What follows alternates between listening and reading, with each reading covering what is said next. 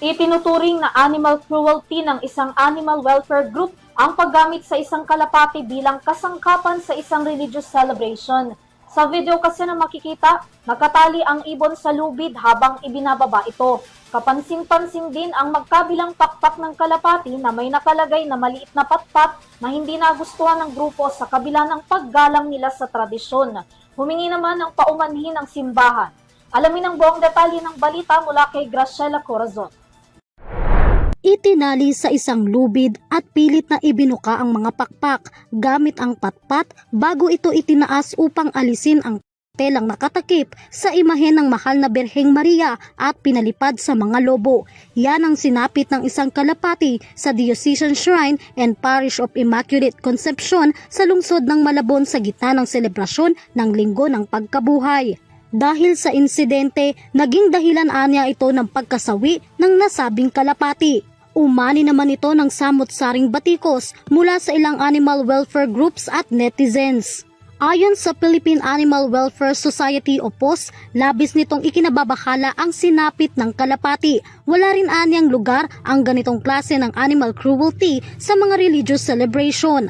Iginiit pa nito, bagamat kanilang iginagalang ang debosyon at layuning gawing mas makabuluhan ang pagdiriwang ng relihiyosong tradisyon, hindi naman katanggap-tanggap ang paggamit ng mga ito bilang subject sa mga aktibidad na nagdudulot ng sakit o panganib sa lahat ng uri ng mga hayop.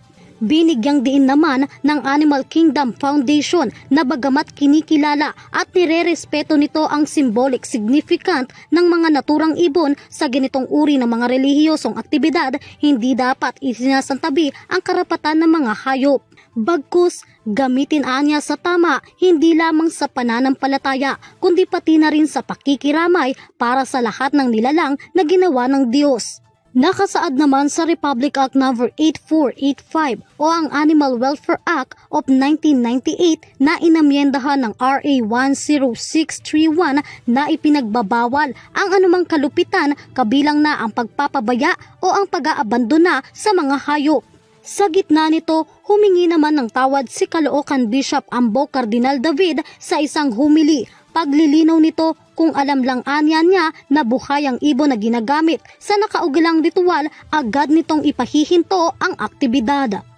Ako na po ang humihingi ng paumanhin para sa nakaugaliang tradisyon doon sa parokya ng Concepcion sa Malabon.